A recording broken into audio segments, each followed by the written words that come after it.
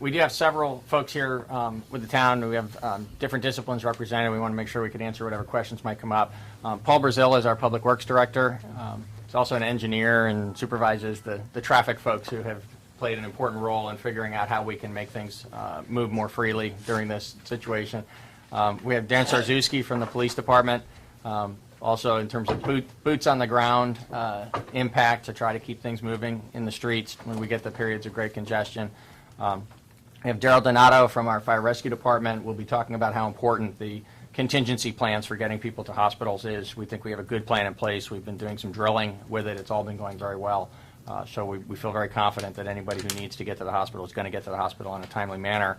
And Kirk Bluen, who's the Director of Public Safety, responsible for both police and fire, here to add his perspective if we need that. Jay Budeshwar is the person who's coordinated our communications with the public and what we've added up onto the website and this action plan that you see in front of you that summarizes the town's activities. So we actually welcome, in addition to the dialogue we're going to have today about the meat and potatoes of all this, we welcome any input you have to us about how we can more fully communicate all of this to the public and make sure that everybody knows what they need to know to get through this together. Thanks, Peter.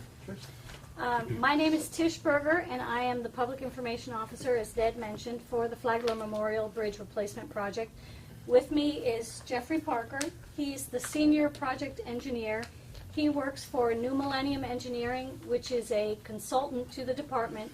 He's what they call an owner's rep. He's overseeing what the contractor does on behalf of FDOT. So he's our FDOT representative here today.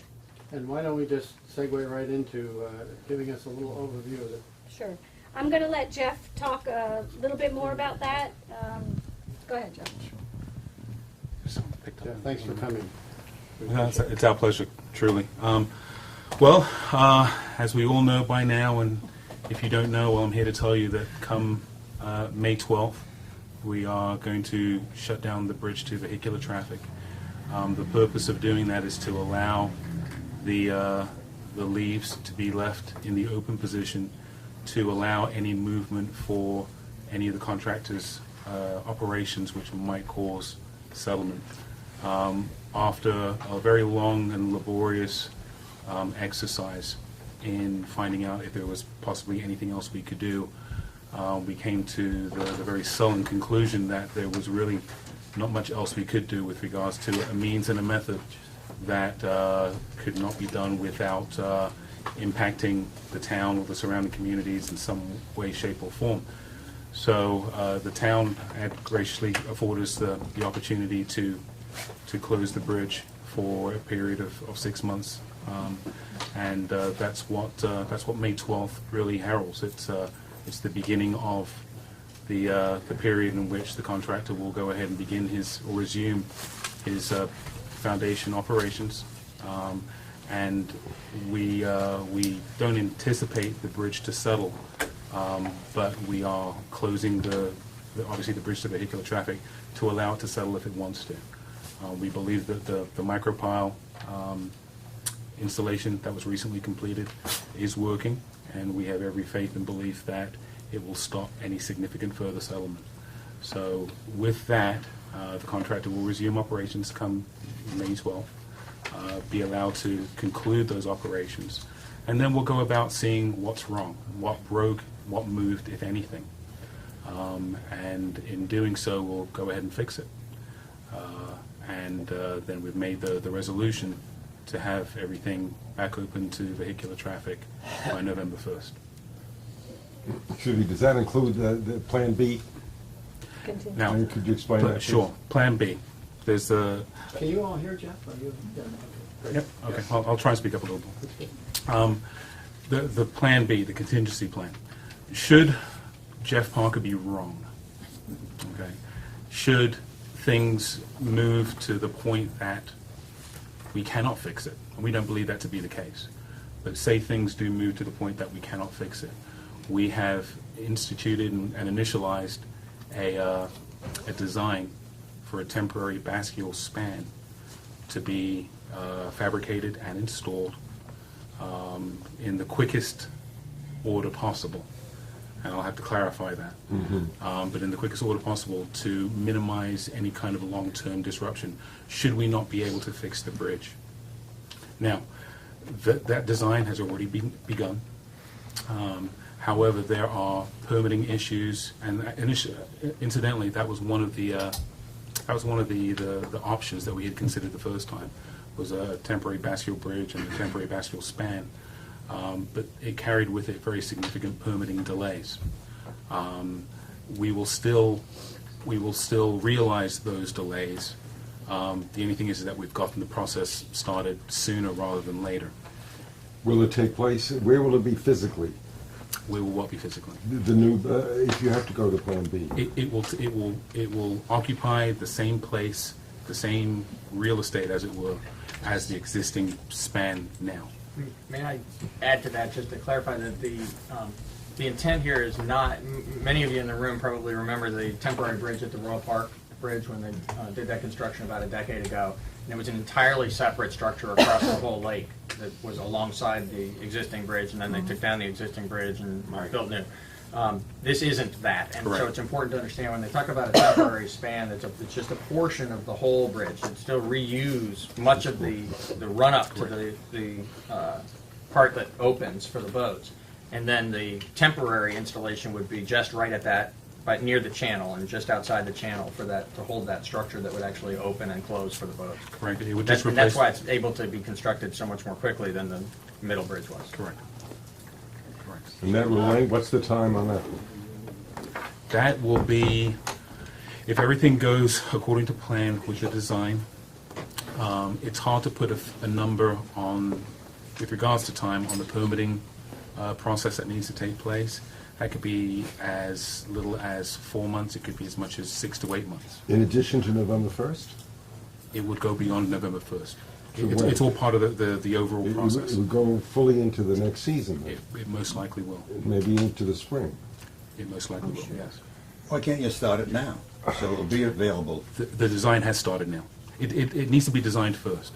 It's a longer span than is typically produced by this particular company, and they are the leaders in the industry of temporary bridges and bascule bridges.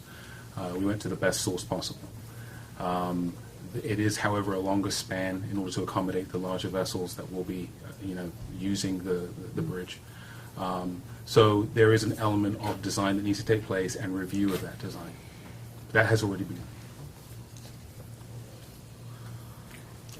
The current bascule part, is that going to remain in place, and how do you get the temporary one when you have the bascules on the old one? You literally have to cut the old one out. Really? Yes. Poor bascules. Yes. You said that this is the top company to make these? It's one of them, correct. One of them. So they've probably made several. Shorter bascule bridge is correct. The largest one they have on file is about 60 feet. We need a 90-foot bascule span. Okay, so it's another 30 feet, but it's the same concept. Same concept. So if they work on it now, why can't it be done by November 1st? Because of permitting issues.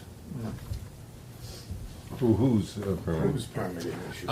It's more the, it could be a variety of agencies, South Florida Water Management, Army Corps of Army Corps of Engineers. Engineers. Sounds familiar. What is Yeah, the you can cost get all of, what those is the done. cost of this added span? We believe it's hard to, again, put a total cost since it's being designed right now, but it's somewhere in the region of about $15 million. So to build it ahead of time and you don't need it would be a waste of money, so you really need to build it when you need, when you know you need it. When will that date be, the drop dead date to know whether you need it or not? When the construction of the remaining bascule piers is done, is completed, and we know the condition of the existing bridge. Is that October, November? Midsummer. Midsummer. Midsummer. There'll be a threshold moment in July, probably. The expectation is it'll be mid-July, when the determination will be made that either it's a matter of simply repairing the current bridge and putting it back into service as quickly as possible, or proceeding with this Plan B. temporary installation, which will take longer and have more impact, and so that's why, exactly right, it's not the preferred And alternative. it is the drilling and excavation that causes the settling more than the pouring of the concrete and other additional work. That's correct. It's the physical installation of the foundations themselves, yes. So but it's the drilling and the excavation that upsets the, More the driving of the temporary casings for the foundations, yes. so once those are done and you find that the existing bridge did not move and it's still safe, you're probably not gonna go ahead with Plan B, except as, you know, to keep it on file if it should happen. That's probably accurate, yes. Okay. There's a question behind. Are the design plans needed for the permitting process? And I know permitting has some costs associated, but can the permitting process be started? It's, the permitting agencies need to see some element of, whether it's the layout or the actual physical parameters of what you're proposing. That can only be done after a certain percentage of the design has been done, it's all been laid out, so to speak. So that can't come before the horse, so to speak. A certain amount of design has to be completed first. Other questions about the specifics of the project? Anything you want to add, Tish? No, well, I did want to say that this is a contingency, you know, to stress that with all the brain trust that's been looking at this bridge and reviewing the redundant foundations that were installed a few months ago, they have a good level of confidence that Plan B will not be necessary. So, but we are moving forward with extreme caution in case. And what's the possibility of it being earlier than November? We will try our best. If that possibility presents itself, we will certainly take advantage of that and, you know, regain everything we can to the communities. Barring settlement of the existing bridge, what's the likelihood of it going beyond November? I would say very unlikely. Extremely So you give yourself unlikely. November as an outside line, Correct. and you're hoping to have it finished before. Absolutely. Okay, good. Good point. Jeff actually even already said in public, so restate it for you. In addressing the town council about this alternative and moving forward with the plan that we're all talking about today, indicated, you know, some level of confidence that the period of time of putting doing the repairs necessary to the existing bridge won't take all the way to November 1st, should get completed maybe sometime in the fall It's always as opposed better to to going have into an the winter. outside and be faster than it is to have Right. an inside and go late. You That's want people exactly- happy with you. That's exactly right, and beyond that, we know November 1st is really that key day when we're kind of switching over into season. You know, it's always a little bit of a moving target, but by the time we're into November, the impacts to the community would become much greater. So that's why we looked on that as a drop dead date. Okay, thank you both. I'll turn it over to our town manager now, who knows as much about this We've been as butting anybody. into this conversation anyway.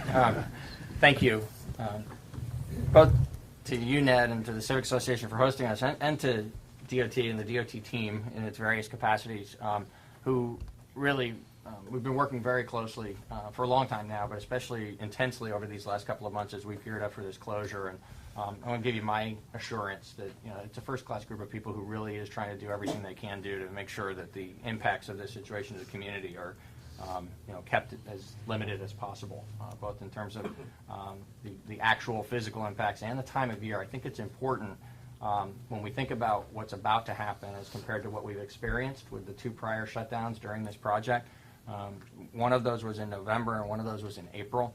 Both of them happened very suddenly with no advance warning. The fact that this time it is planned and this time it's going to occur in the summer months is very significant for us. It doesn't make it painless, but it's important. And so the plans that we've put together in terms of our town staff approach to making sure that we do everything that we can do to sort of build upon that opportunity of this being planned ahead and being at a time of year when there's fewer cars in town is looking to mesh with that. Our first thing, and actually one other acknowledgement I think that's very important, is that we're not doing this alone.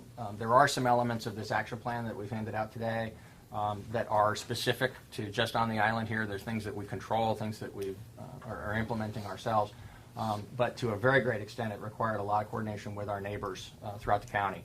On the transportation to the hospital, it involved the county's helicopter system, the Traumahawk system, and some coordination with West Palm Beach in terms of the routes to the hospital, as well as with the DOT, who has funded and implemented an Opticom system that it gives the fire rescue units the ability to control traffic signals on their route that are up ahead of them, remote control and turn them green to clear out the traffic in front of them and keep them moving towards the hospital. So it's an effort that has involved numerous agencies at all these different levels of government, everybody pulling together with the same purpose of making sure that as that top priority among all the priorities, that the ambulances can get to the hospital, and that in any event when we just can't make that happen, that Traumahawk can be called at a moment's notice and come for situations where they normally wouldn't. They're normally reserved for those most critically injured people, but we've got an arrangement set up here that they will come for other circumstances here if we find that the traffic is simply too backed up in any particular moment.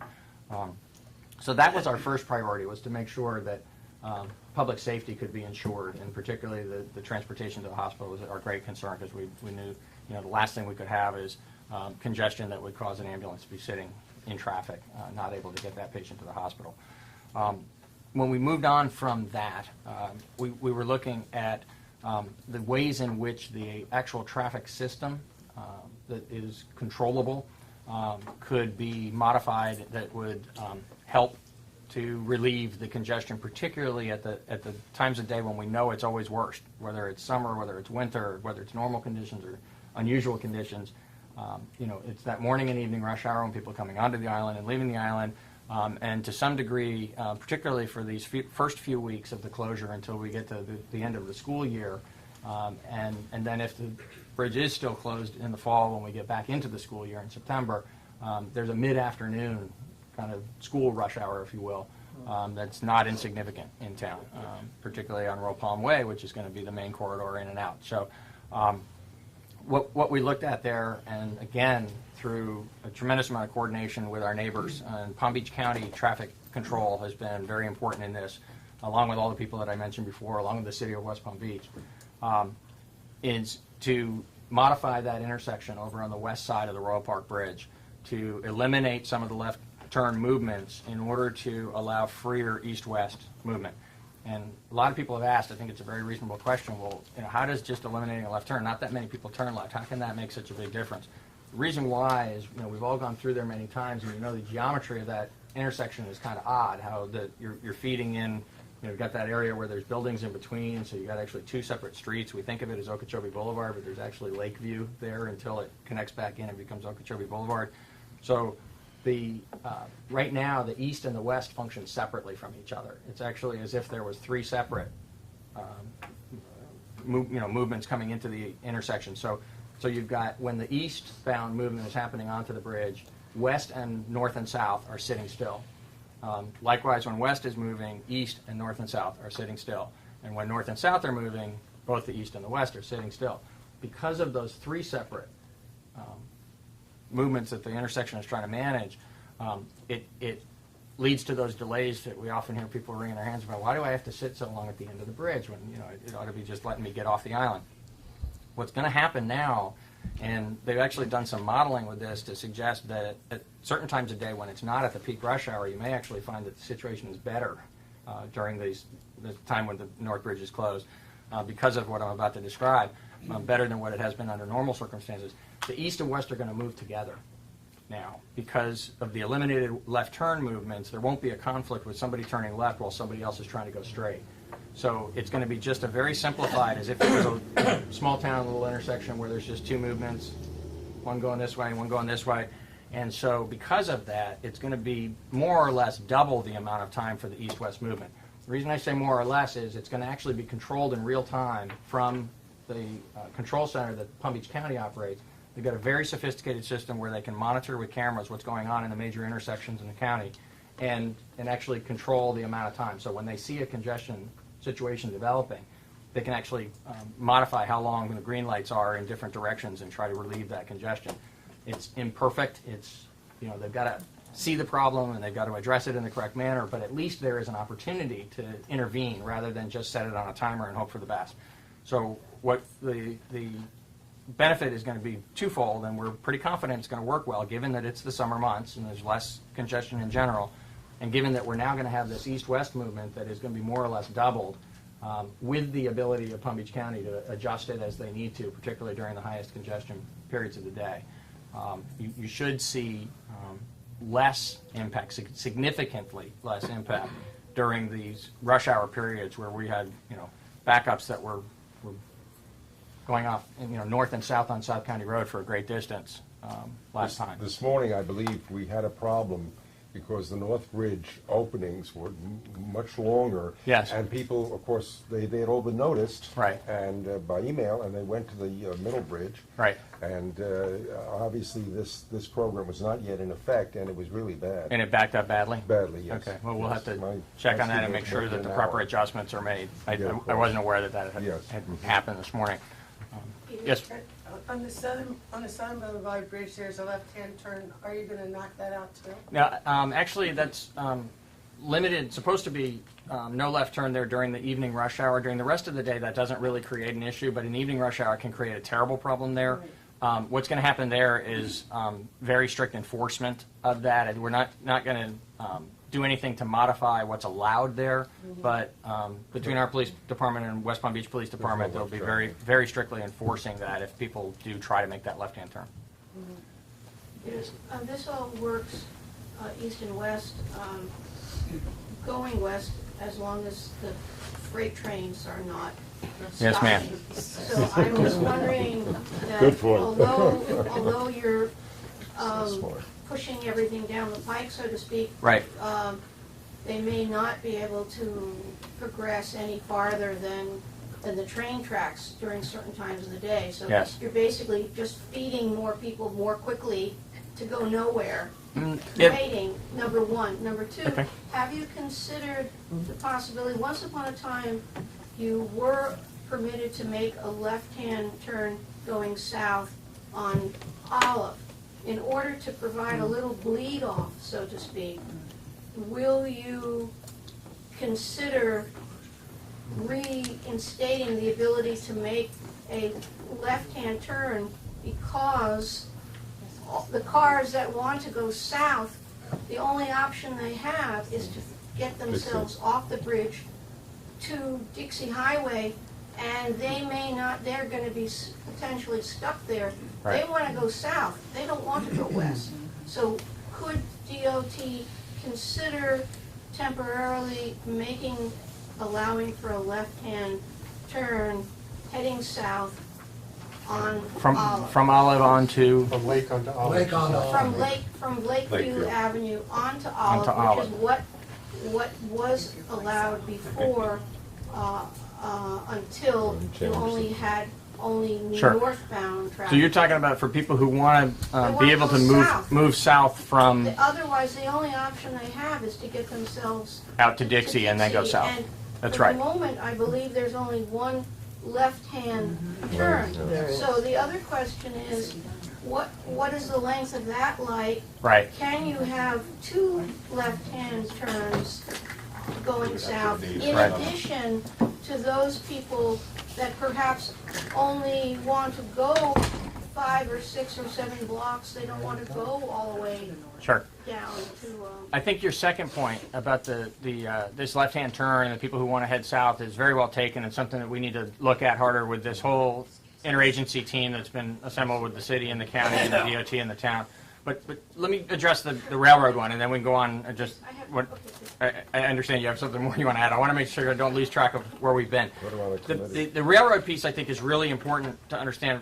Thank goodness the trains only come through several times a day. When they do, they're very disruptive. But as far as the concern that we're going to make arrangements for people to be more free-flowing in a westerly direction and only to bump into the train, I think, in fact, that because for the vast majority of the day there's no train running through there, that the plans that have been set in motion are good plans and important plans in terms of how it's going to improve the situation for all of us moving in and out of the island. However, there are going to be times when there's a train moving through, and that is going to create a barrier, and it is going to actually interfere with the proper functioning of this alternative light system that we're setting in place. I can't offer you any reassurance about that at all. The trains, unfortunately, under federal law, have the precedence, and the railroad operators have not participated in our meetings where we've been trying to make sure that we can address this as fully and as in a coordinated manner as we can with all the different agencies involved. The railroad's perspective has been that federal law tells them that they run the train through when they need to, and that's what they intend to do. I'm not suggesting that. If chance favors a prepared mind, there are really two trains. There's the freight train, and then you've got the passenger train, and there are times when for some reason there's a problem with you have cars being backed up anyway. So it's just something that I want you to put onto your radar screen. Sure.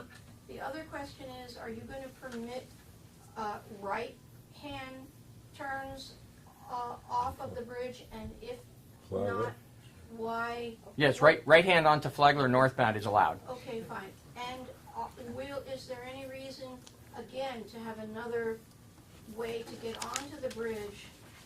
Is there any reason for the north-south lighting configuration not to allow left-hand turns going east, heading south, then going east onto the bridge? Yes. The reason for that is it forces the westbound movement to sit at a red light when it otherwise wouldn't have to. If you allow for that left-hand turn, it's going to just shut down the ability for people to move through. If instead of heading south through the intersection, Yes. the traffic going this way, obviously the Yes. traffic's going to be stopped going east and Oh, west. I see what you're saying. I'm saying yes, north and yes. south. Got it. Because, okay, I described the wrong conflict, but it's the same principle. We're trying to simplify. We're trying to make it as if it was just like two country roads meeting where all you've got to do is keep people moving either this way, or the reverse in each direction. Right. So if you can do north and south simultaneously without people being allowed to do left, they don't create any conflict with each other and everybody stays moving. But if you don't do that, then you can't allow the movement to occur simultaneously, so you don't capture the efficiency. You're right that when north and south is moving, east and west are going to have to sit still. So otherwise, you're now forcing everyone who wants to come onto the island to come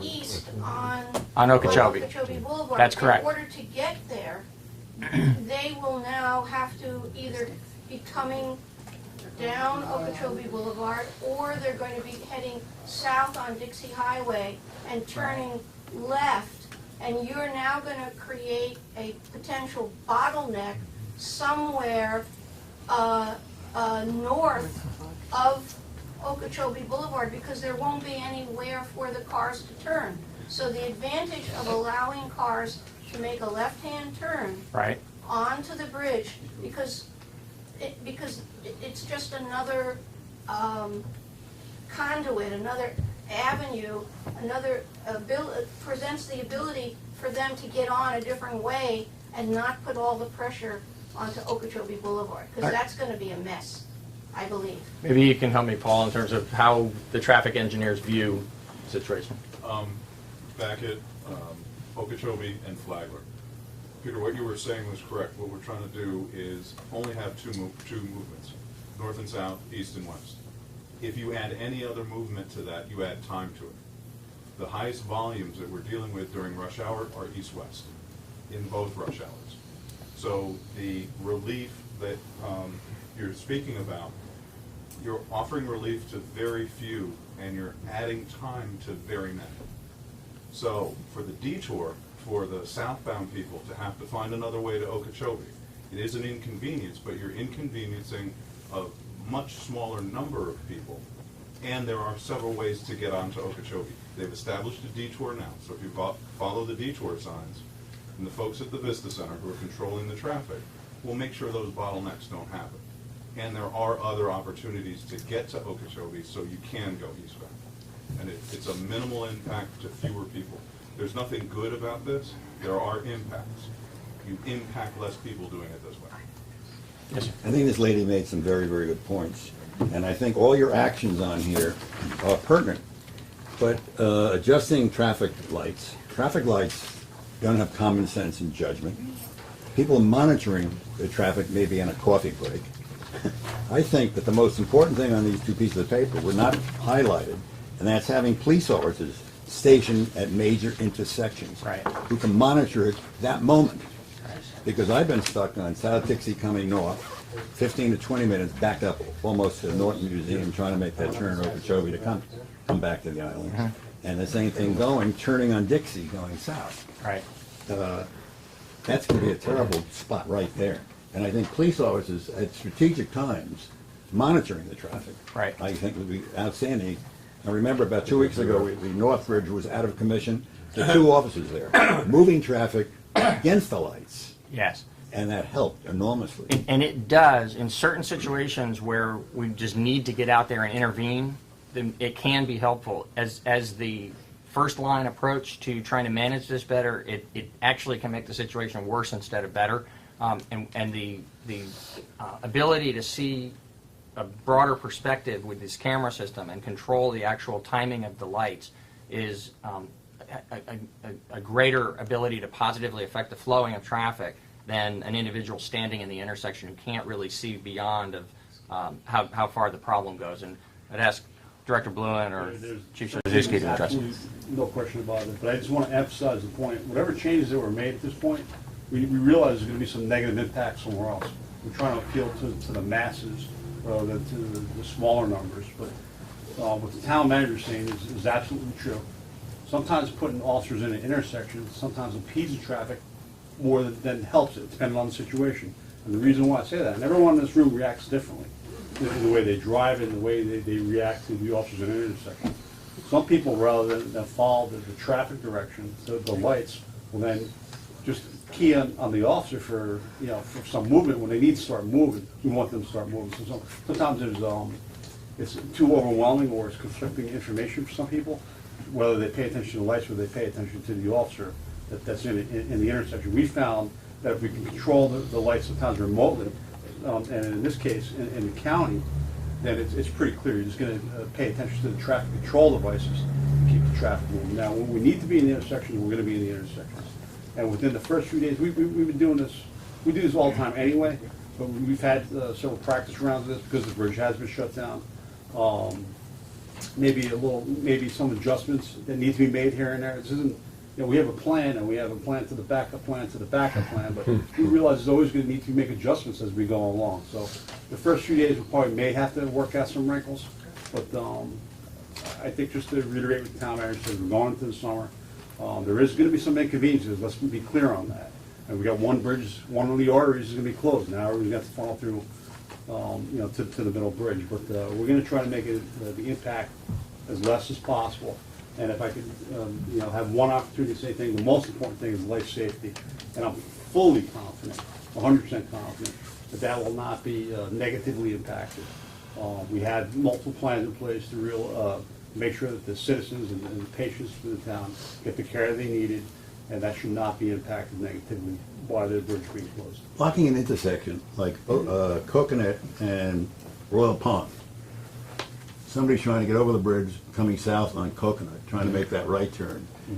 Cars going over the bridge are blocking the intersection, keeping people out of that intersection so you can go by the lights. And we're going to have officers in that particular intersection. Yeah, that's it. And we also talked about changing the roadway a little bit with some Delineators. Striping, the road striping. restriping the road, and to get people kind of used to it, because people coming off Coconut, sometimes they don't know what to do. We see even when the bridge is not closed, they're unable to make that right turn to the closest lane. There's a little bit of a narrow roadway there. Sometimes they don't want to go to that outside lane, which that stops the flow of traffic for those that are turning left onto the bridge. So we're going to actually be in the intersections, but what we're doing is redirecting the traffic. And the preferred route of travel, and it's going to be the fastest route of travel, is pushing the traffic up the county road and then straight down Royal Pond Way. They're going to get preference. And if you're on Coconut, you may end up sitting there actually for longer. That's a really important point, and something else that the director said a minute ago is an equally one. I want to underscore that. The reason we're asking you to go to county even though we know you're going to be in heavy congestion in county at certain times of the day, is because then we can keep that heavy congestion moving. It's going to be congested anyway at certain times of the day. And if you're in the congestion and we're having to stop the larger movement, it's actually basically the same principle as Paul Brazil was talking about, what I was trying to describe not so well about the other side of the bridge, that if we have to stop the movement where there's 2 lanes in each direction and a larger volume of traffic trying to move through the town, in order to allow the entry of the smaller number of vehicles from those side streets, everybody suffers. The whole situation is going to become more congested. And we've experienced that very severely during the 2 prior shutdowns. So one of the things looking ahead to this time that we saw an opportunity here to make it better for everybody, if everybody plans ahead, is if you use county as your access to Royal Palm Way, you're going to learn that you're going to want to use county as your access to Royal Palm Way, because if you come in on the side street, as Director Boone said, you're going to have to wait longer than you're used to waiting. But if you're in that queue on the major roads, on the north-south where we've got 2 lanes in each direction on county, and the east-west where we've got 2 lanes in each direction on Royal Palm Way, we can keep that flowing. It may move slowly. You're going to be in bumper-to-bumper traffic at certain times of the day, but we're going to be able to keep you moving and not just sitting still. But that's going to rely on everybody paying attention to that's the movement that's going to allow you to keep flowing instead of sitting still. Yes. I had a slightly different concern based on something that happened on the island 12 years ago. Sure. I was in the Whitehall, and when I came out, the water was all the way up to the opening on the door. Okay. I tried to get off the island, and I don't have total recall, but I remember I tried going south, and the only way I could get off the island was on the North Bridge. I don't know if the elevations have been changed. There's been a lot of erratic raining in northern Florida, and if we had something like that again, I'm not sure which would be the right artery to Coconut or County to get off the island, should that occur again. Paul? County. County. Yes. I would not recommend Coconut if the water's rising. Yes, sir. Yeah, we ran Coconut during that last big rainstorm. Right. That much water, yeah. My question is, westbound on Okeechobee, are the lights between Dixie and the second set of tracks also controlled by the county so we can continue? Absolutely, all the way to That 95. whole corridor there is right Yes, to sir. 95? Right. All the way to 95. So actually through the Tamarind Parker intersection. Once you get out west of that, you're free flowing out to 95 anyway. But everything Going past from the crevice and- everything from Kravis onto the island is all controlled remotely by the county system. So do you shut off Tamarind coming east and then going north? If you're coming east from Not the railroad track shut off, into City but Place. in terms of managing the congestion, the county is able to monitor in real time and remote control all those intersections all the way out to that location. Okay, but at certain times of the day, are they shut? I mean, who needs to go to City Place at 9 o'clock in the morning to, except somebody to work? Let them go around the block. Let me say, Everybody's come look, onto the island. I'm going to go to Paul in a minute. He's got something to add, but let me. Well, look, there's one thing. Paul's not going to go along with that one. Here's one thing I He's think not is even going to recommend that to Flash. important for us to recognize. We wouldn't suggest to you that we've got everything exactly right. We've done as much planning, some actual computer modeling, and everything in our coordinated manner with all those different agencies involved as best we can to try to make this situation better than the 2 prior sudden shutdowns. But as the director said, we fully expect we're going to be having to make adjustments to this as we experience it for real. We see what's working, what's not working. And the one thing I would say in addition to that goes right to the heart of what you were just saying about certain times of day and what's going on in West Palm Beach, I think one thing, a reality that we just all have to live with and understand about what we're up against here in terms of trying to calibrate this right is that it's a much more complicated set of circumstances over in West Palm. Over here, we've got a fairly simple set of circumstances. We've got a few small streets. We've got a couple of larger streets. We've got basically a main corridor we're trying to make sure doesn't completely go to gridlock. We can manage that better than a situation where we've got multiple large streets all interacting with each other. So there will be the opportunity to fine-tune this, and the county and the DOT and others will be involved in that process, and the city certainly. The only reason I ask that question is I go that street a lot, off the bridge and out to the railroad track, south past the Kravis. And that's the only light, oftentimes, that screws up the whole thing. Everything is, this is even You're before you talking guys started at doing this, and Rosemary. Platt started doing it. Right? The entrance Yeah, into where City you Place take at the left Rosemary. Coming west into Right. City Place. Okay. We'll take All a of look at sudden that. stops it. We'll take a look at that, but I just ask you to appreciate the fact that No, I there's so many understand. more interactions going on in the traffic movement in Yeah, West yeah. Palm Beach. It becomes harder to get it right. Yes, sir. Well, I've been fighting a war of bridge openings all my life down here. And Bill Diamond looks at me, he runs for cover, as a matter of fact, when he sees me. But I don't get away, that's the It's not trouble. my job, you know. But the only guy that helped us was the late Clay Shaw, who got us on a half-hour schedule. Since then, nobody's done anything. When you go north of here, and I'm a boater, you go north of here, it's on the hour and never on the rush hour. That's standard operating procedure. They're being so generous to us, the Coast Guard here, now with this schedule that conforms what goes on up north of here anyhow. Why not lock them down for 2 openings each way in the central district of the town, and then let the boaters be damned, because I'm one of them, and you can wait, you can reschedule, and you can put down your antennas and your outriggers and go through most of these openings. I think that we spoil the boaters, frankly. And where's the Sierra Club, by the way? I've written to them. All the smoke and aggravating pollution, they don't even want to answer my letter. But why don't we fight harder for a better opening schedule? I suspect if we took a vote in the room, every hand would go up if we asked who agrees with your sentiments about the boaters versus the on-land travelers. Politicians feet to the fire and have it done. It's- The magic pen up there in D.C.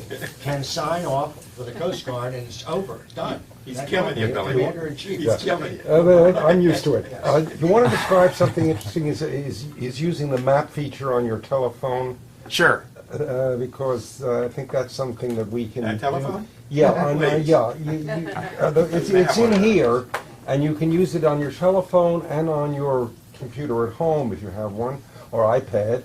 And what it does, I think it'll show you where the traffic in real time is. So in other words, if you want to leave your home and go, which bridge should I go? Should I go to the middle bridge, or should I go to the southern bridge, or even further south? You will be able to tell, because you'll see these red, the heavy red marks, and then if there's a real problem, and then you'll see green if they're little dots. So someone ought to, we all ought to have this system. That's a good segue, actually, for me to ask Jay to speak to that, which we're encouraging people to use, and also some assistance we're trying to provide through the town's website.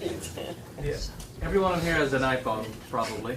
Most of you. No. If not, you probably have an Android and all of these new smartphones. Not everybody. Not everybody. Okay, if you don't have a smartphone yet, next birthday, next Christmas. This for those of you who have smartphones, this is going to be very easy. If you don't have a smartphone, but you have a laptop or a tablet or a computer at home, there is a way for you to jump online. Even if you're out on traffic, I don't recommend while you're moving to be playing with your phone. But you won't be moving. But before you leave your driveway or before you leave your parking space, what you want to do is just open up the map application. This may sound a little scary, but there's this technology called crowdsourcing. Basically, the GPS is able to locate everyone's phones. And if they're all clustered together on a major roadway, it's going to show red. And when you enable the show traffic feature of your map application, it'll show in red, green, or orange or yellow what's going on with the traffic. And when everyone's phone, it's not your car they're measuring, but the GPS is locked in on your phone. If your phone's sitting still and they're all clustered together, that's going to show up as a red line. That means there's a severe delay and traffic has stopped or moving very slowly. If it's orange, that means the traffic is moving, but it's moving slowly. And if it's green or there is no line at all on the different roadways, that means traffic is clear. You can do that by following the instructions on your desktop, or you can do it on your phone. And I'll stick around for a couple of minutes and I can show you how to enable it. It's one click and it's very easy to do. Cameras. Oh, the cameras. I will announce, and it is in the it's in this updated action plan. And just real quick, just want to point out that there are some highlighted areas on this action plan. That doesn't mean we're highlighting the most important items in the plan, but we've highlighted because this is an evolving document. When we issued our last press release, we highlighted the things that were new. We repeated the things that were in the first press release, and we highlighted things that were new in the second release. So this action plan will be updated again, and what we'll do is we'll just shine a light on the things that are new, so you don't have to read through the whole document searching for what's new and what's not new. But in this action plan, it describes live traffic cameras. The police department is actively working on bringing a couple of traffic cameras online, and we will have a link on the town's website where you can go and click and see what's going on at the Southern Bridge, see what's going on at Royal Park Bridge, and possibly some other key intersections of the town. So that in addition to the map app, you'll be able to physically see what's going on in real time with these traffic situations. So that's something, I don't know if we have a timeline yet, but hopefully soon we'll be able to Our goal announce right that. now is before the 12th. Okay. Before the closing. But I might want to add, that's not our normal surveillance cameras. We're not utilizing those cameras. Right. Those are high definition cameras that are utilized for investigative purposes. We purchased some lower resolution where you can just see if there's traffic on the roadway that we're installing at a low cost to help assist the motorists see if there's traffic congestion in town. And what we hope that the purpose that'll serve for people is, even last time and the last two times when this happened and we didn't have so many coping mechanisms put in place, there were times of day when the traffic wasn't so bad, but there were times of day when it was completely horrendous. All these different things that we're doing are mainly intended to try to not let the bad congested periods be as bad. Try to manage that worst case part of this, because at a time when the traffic is relatively moving, even though there may be a few more cars on one particular street than would normally be there, that doesn't really need any kind of action for it. What we need to do to intervene is to try to make sure that we don't, for instance, have people backed up Royal Plum Way, County Road, past Royal Poinciana Way, up into the north end of the island. We had that at certain times during the evening rush hour last time. We're trying to make sure that doesn't happen. So, back to the cameras that we are installing that we hope will be helpful to you. If you don't absolutely positively have to leave your home at a certain moment to go get someplace, you have some flexibility about when you leave and when you're going to arrive. This will give you an opportunity to actually check the conditions before you leave your home, and if it's really bad at that particular moment, if you can wait 15 minutes or half an hour, it'll probably not be as bad. What about contractors and work rule hours? Good question. Thank you. We're going to be recommending at next week's council meeting that some additional hours be allowed both in the morning and the evening so that the contractors will have some flexibility for when they schedule their crews. We are hopeful, again, we don't know for sure, this can be adjusted also by additional action of the town council as we go through the summer if it needs to be. We're hopeful that because of the summer heat, that at any given location where there's a construction project, it won't result in people coming on at the earliest possible moment and staying until the latest possible moment and having a longer impact on the neighbors during any given workday. What we expect instead is that some of the crews are going to come on really early, some of the crews are going to stay on later and come on mid-morning, and probably some will do more or less like they do right now. And by spacing that out, just like we're trying to space out the office workers and to whatever degree we can, the retail. It's harder for retail. Household employees. Household employees certainly can do that. That's up to us, really. That's right. And to the degree that all of the different people who come on to work on the island during the day and leave to go home in the evening, to the degree that we spread out those impacts, so we're not concentrating everybody at 7:30 to 8:30 in the morning, and then again at 4:30 to 6 o'clock in the evening. That too, in conjunction with all these other things we've been talking about, should have a significant positive impact. How sensitive and cooperative is West Palm Beach, the town of West Palm Beach? Very. Very. Full teamwork on this. It's actually been really satisfying to do the work that we've done in these interagency meetings where we've done all of the preparation, which has now resulted in interagency field work as well, as we've gotten to actually put things in place to be ready for next Monday. Tremendous amount of very effective cooperation between the city, the county, the town, DOT, DOT's private contractors, everybody involved. Peter? Yes, ma'am. Two more quick questions. Sure. Traffic heading north and south on Flagler Drive, is there any reason, will cars be allowed to make a right-hand turn heading east onto the bridge? Yes. In fact, that'll actually be a freer flowing movement now because we're going to have this simplification of how traffic moves in that intersection. People who want to make that movement will be able to do it almost any time. So that is a safety valve Absolutely. So it will relieve some of the congestion And, heading east. and in order to facilitate that, where actually that and the straight-through movement, the pedestrian movement that goes across that ramp is being closed because the pedestrians and the bicyclists have the ability to go down underneath the bridge.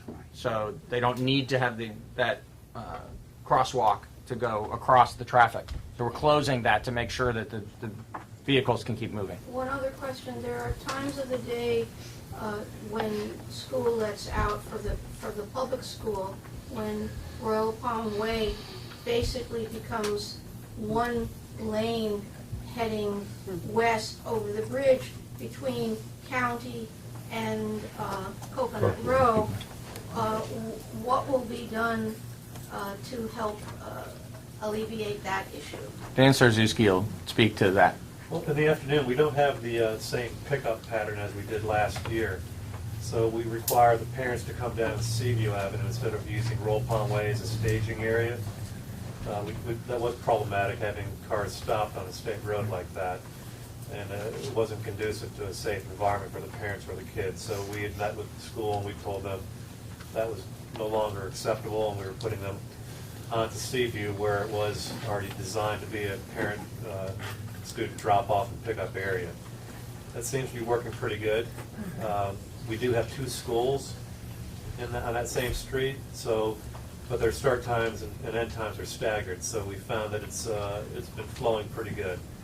Anytime you have a school in an area, you're going to have a large number of cars or buses coming in, so for that 20 to 30 minute period, it's going to be a little bit congested. But we've worked with the school board police and the school staff, and the teachers and the other staff are very efficient on getting the kids to the cars in a quick manner. And we have our parking control people out there and police officers at the intersection of Seaview and Coconut to assist with them getting onto Coconut Row and off the island. We also have the officers at Coconut Row helping with that turn to go off the island. So Also the we met with the day school, and it was their idea actually, and they're going to try to bus many of their students over to the West Palm campus, and then have the parents pick them up at that location. Fantastic. So it can't be 100%. They're going to start with several grades, some of the lower grades first, and then progress further. But it may be a good solution as well. Not on exactly the same subject, in fact, something entirely different that I don't see addressed at all. Okay. A lot of people use the current bridge either as a bike path or a pedestrian path, and they're obviously going to have a lot of difficulty, particularly those that are coming from the north. They have to go down to the next bridge and over. Right. Have any arrangements been made for perhaps Palm Tran to reroute to get these people? Because a lot of them won't go over the bridge to get the bus stop over on Dixie. And if Palm Tran were up in this area, they could take it up here and ride the bus over. I just wonder if Palm Tran was involved at all, or... They haven't been, and that's a good point, and we'll look into whether that can be adjusted and whether they can temporarily adjust their routes while we've got this situation. Mike.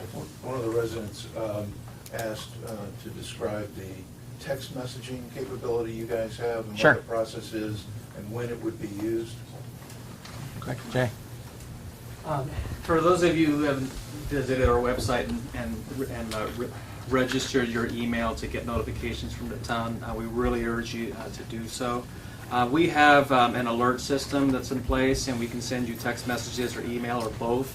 But the alert system is really reserved for emergency situations. We've had a couple of situations with the bridge. We had that horrific traffic fatality a couple of months back when we were able to send messages to alert motorists to avoid these areas. So we do urge you to sign up, but when we have the new traffic pattern and we're experiencing the congestion that we expect to experience at the rush hours, we're not going to be sending text messages to let you know that it's busy. It's going to be busy. But if there is an issue, Roll Park Bridge has an issue and isn't able to open or close, that would be a situation we would send that alert to let everyone know, stay home or head to the Southern Bridge. So go to the town's website. There are instructions also on this action plan. On the bottom left side, there are 4 green buttons. One says Stay Informed. just click on that and follow the directions and get registered and stay connected with us. Kirk. I want to make some point very clear here. As much as we're optimists about it's going to be less of an impact than it was when the other bridge closes, and we're going to be able to handle life safety issues, I want to make it crystal clear, because Murphy's Law will come into play here. The North Bridge is going to be closed. The first day or the second day, or that first week, that middle bridge, you're going to be experiencing problems. It's a locking mechanism that's going to be stuck up in place, and it only takes a matter of minutes. The traffic in this town, there's only a few roadways, north and south, and on this island, where it's going to back up to the country club, and if you're trying to get down, so just be patient, realize we're going to do everything we can physically to try to relieve and make things better, but it's going to happen. There's going to be some inconveniences at times when things are going to get congested. Thank you, Chief. On that note, I'm going to take my leave and leave it up to you to keep everything straight. Thank you, Peter. Thank you, Bill. Thank you. Thank you. You know, just to build on that, one thing we haven't touched on, but it's really important to any barrier island. We've experienced it here recently enough to know how important it is here on Palm Beach. You know, we could get a hurricane this summer. We obviously hope we won't, but we could. And if that happens, evacuation is always a challenge when you're moving a lot of people through a narrow space, you know, as quickly and safely as you can. Do that quickly. And so this year, if we face that kind of situation, we're going to ask you to be patient with us and understand that if there's an evacuation, if it's a desperate enough situation where a large enough storm is coming directly enough at Palm Beach that we actually have a reasonable concern that evacuation is going to be required, we're going to have to make that decision sooner than we normally would have to make it. We can't wait as long as we normally would try to wait. We don't want to inconvenience the public and call for an evacuation and then find out afterwards it wasn't needed. But it would be a much worse situation for us to fail to call for the evacuation and then have the island directly impacted and lots of people in harm's way. So we will be making that decision earlier in the process. Normally it would come about maybe a day and a half before the expected really worst of the weather so that you have a chance to get off the island before it starts to turn bad. In order to make sure that you know, the volume of cars that need to leave the island can safely do that, we might be making that decision 2 days or 2.5 days before we expect it really to turn bad. You might be driving off the island in sunshine, but we would ask you to heed that warning, because if you wait later with only the 2 bridges to leave the center part of the island, it's going to be a problem. Stan. Peter, a basic question. The Army throws up a temporary bridge where tanks can go on. Sure. Why haven't they put a temporary bridge in? The direct short answer to that is because here we have the Intracoastal Waterway Channel that has to be maintained, and so you can't just put down a pontoon bridge and run it across the water and be done. As far as a more complicated answer about why that, you know, why there isn't some technology out there where the pontoon can provide a bascule to get out of the way of the boats is something I'd have to defer to Jeff on. Sure. I mean, there's lots of different iterations and lots of different manifestations of temporary bridges. You've got your typical bascule bridge, you know, French for seesaw, that operates like this. You've got your brute force bridge, which is typically like you see on the old movies, the medieval castles. They have a moat bridge that's called a brute force bridge. You have a swing bridge, something that rotates. There's lots of different manifestations of bascule bridges, of movable bridges, but they all have their downfalls. For a swing bridge, which would be probably the most perfect for a pontoon type low level bridge, it has a high exposure to waves and wind, and it's the first to go when a storm comes through. And obviously there are the one big factor though why the Army can go ahead and put a bridge down and have tanks roll across it. That's typically an Army would do that in a time of conflict or warfare when permits are not truly important. Obviously we're in peacetime and permits need to be honored and adhered to. So. What about a ferry? The problem with the ferry is capacity. You know, we talked about that early on as to whether some kind of system to move back and forth across the water could replace the bridge or, you know, be part of the solution. It'd be a very minor. You couldn't operate a ferry on the size that you do in places where it's connecting to an island, for instance, that's completely remote, and they set up a ferry where you're going to get, you know, dozens of cars onto the ferry at a time. You know, that size vessel isn't going to function in our situation with the depths of water that we have. So if it was possible to set it up at all, we'd be setting it up with a very small vessel that would just take a few cars at a time. It's just not going to make a meaningful difference, and that's why we focused on the roadways. I know that Trish and Jeff have to go in here, so let's just take another question or two and then let's wind it up, okay? Peter, two things. I'm glad to see that the town's getting a different route for Speak up. Okay, I'm glad the town's got the action about that they're going to allow their workers to start earlier. And I'm very hopeful, and I wish Bill had stayed, that the town would consider some flexibility for the private industry, because we are totally dominated by your restrictions in my industry. And we got 10 trucks coming over here a day. And the other part of that I'd like you to monitor, and I really, it's unfortunate there's so many Palm Beach staff here and not West Palm. I see the incredible bottleneck at Dixie and Okeechobee, which is West Palm's headache, but it turns into our nightmare.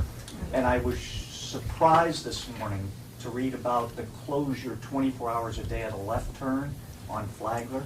I understand the logic, but I'd like you to monitor next week the possibility of not having 100% of the traffic coming from the north have to go Dixie, which has one left turn onto Okeechobee. I was going to send all my trucks on Flagler, and they can wait turning that left turn, because your northbound traffic from Flagler early in the morning is a problem, and your westbound traffic from Palm Beach is not an issue. But the eastbound to choke it at Dixie, it's a choke right now. It's a black mark on Jay's phone. And I can't, Dixie and Okeechobee scares the hell out of me as a business person. So anyway, I'd like you all to really consider that, and we've done what we can. We've cut our lunch hours. We now stop going to Publix, start next week. That's a $30,000 impact on Publix for this 6 months, for my company alone. So this is going to impact all the business owners, and I know it's not pretty, but please monitor those things. Thank you. Sure. Just one quick answer to the hours question. I know that we've got monitoring and adjusting we're going to need to do in terms of what's happening on the roadways. But I would expect that your crews will be, most of the regulations related to landscaping run kind of parallel to the construction crews. So the flexibility we're trying to provide to construction workers, we would be providing to your crews as well, I would expect. That's all subject to town council action on Tuesday, but I think you're going to find that we're doing what we can to try to be helpful in that regard. Thank you. Peter, after working as a volunteer on traffic calming and traffic controlling committees in West Palm Beach, Tampa, and St. Petersburg, I just want to address this about the DOT. Much to my dismay, I found out that the DOT works off a master plan for the entire state of Florida. That's their master plan. I've seen it happen with the downtown dig where businesses were impacted. Do all these people here collectively have assurance that the DOT is not going to be called to do something up in another part of the state, and then this is delayed because there aren't enough DOT people dedicated to do this project because it is on a master plan? I don't care what they say. That's what it is. And I just want to find out whether or not that has been put in place. I think I can tell you with all assurance that the Department of Transportation in Florida at the highest level is committed to getting this job done as quickly and efficiently as possible. Good. We want to thank all of you who have worked so hard to put this plan in place, and those of you who are doing the best you can with the bridge. We're very grateful, even though we're going to be going crazy for another 6 months. Thank you. Do we join me in a round of applause, please? I think what we'll do now is we'll allow people to leave, but could you and your staff just stay around for a few minutes? We're happy and to, as answer long as individual anybody has questions? any additional questions. Okay, great. Thank you all for coming. Thank you very much. Good job.